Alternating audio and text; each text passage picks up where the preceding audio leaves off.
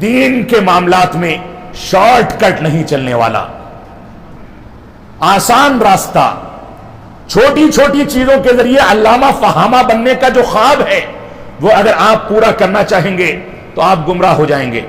کوئی آدمی یہ کہے کہ میں آن لائن کوئی درس اٹینڈ کرتا ہوں جس میں یہ کہا جاتا ہے کن محدثن، کہ محدث بن جاؤ، کن فقیہن، فقیہ بن جاؤ، چند روز میں وہ فقیہ اور محدث بن گیا، معاف فرمائیں گے یہ دین کے ساتھ کھلواڑ ہے۔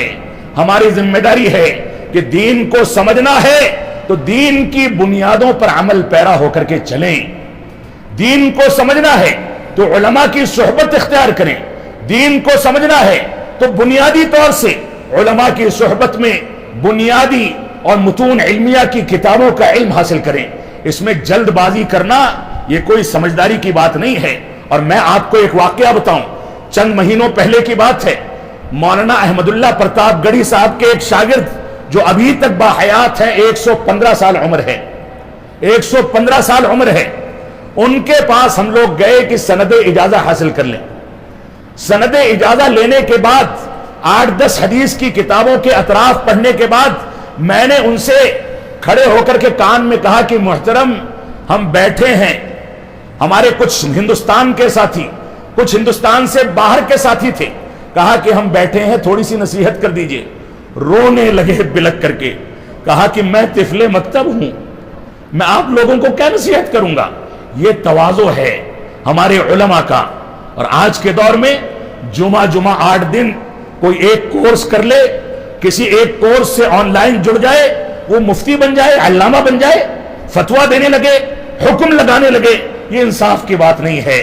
ہمارے اندر تواضع ہونا چاہیے، انکساری ہونی چاہیے۔ ہم زندگی بھر یہی تصور کریں کہ ہم طالب علم ہیں، بلکہ طالب علم نہیں، طویلب علم ہیں، چھوٹے سے طالب علم ہیں، ہماری حیثیت کچھ نہیں ہے۔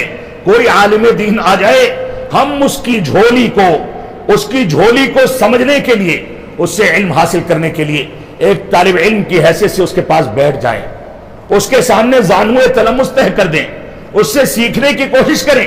یہ ہماری ذمہ داری ہے۔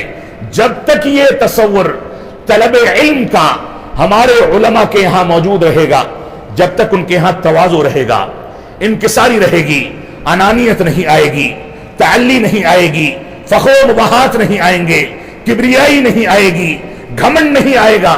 لہذا ہماری ذمہ داری ہے کہ دین کے معاملات میں شارٹ کٹ استعمال نہ کریں، بلکہ دین کو اس کے تقاضوں کے لحاظ سے اور طلب علم کے جو شرائط ہیں ان کی تکمیل کے لحاظ سے حاصل کیا جائے، تبھی جا کر کے ہم حقیقی معنی میں طالب علم یا عالم دین بن پائیں گے۔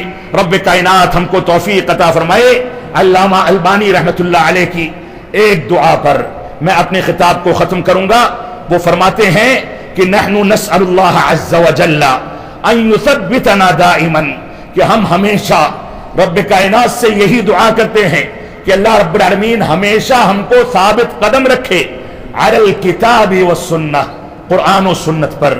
ہم بھی اس مجلس میں رب کائنات کے آگے بھیک مانگتے ہیں کہ رب کائنات ہم کو قرآن و سنت پر استحکام عطا فرمائے، ثابت قدمی عطا فرمائے۔ آگے فرماتے ہیں علی منہج السلف، یہ قرآن و سنت کے فہم کی دعا یا یہ بھیک ایسے ہی نہیں مانگی جا رہی، کہتے ہیں کہ رب کائنات ہم تجھ سے سوال کرتے ہیں کہ ہم کو ثابت قدمی عطا فرما قرآن و سنت کے فہم کی منہج سلف کے مطابق۔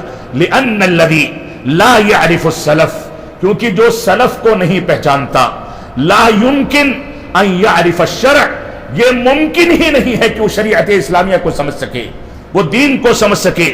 اللہ رب العالمین ہم کو قرآن و سنت کی پیروی کرنے کی توفیق عطا فرمائے، منہج سلف پر استحکام عطا فرمائے۔ رب کائنات ہم کو اس بات کی توفیق عطا فرمائے کہ ہم ہمیشہ ایک ادنا سے طالب علم بن کر کے علماء کی صحبت میں بیٹھ کر کے دین کو سیکھتے رہیں۔ یہ دین ایک امانت ہے، اس کے بارے میں آخرت میں سوال کیا جائے گا۔ اگر ہم نے اس امانت کو مکمل امانت داری کے ساتھ ادا کیا ہے تو آخرت کا جواب آسان ہوگا، لیکن ادا کرنے میں کوئی خیانت ہو گئی، اللہ نہ کرے کہ اس پر پکڑ ہو گئی اور وہاں پوچھ لیا گیا کہ یہ ایسا کیوں کیا ہے، تو تو جس سے پوچھ لیا گیا وہ تباہ ہونے والا ہے۔ اللہ رب العالمین ہم کو قرآن و سنت کی پیروی کرنے، منہج سلف کے مطابق زندگی گزارنے کی توفیق عطا فرمائے۔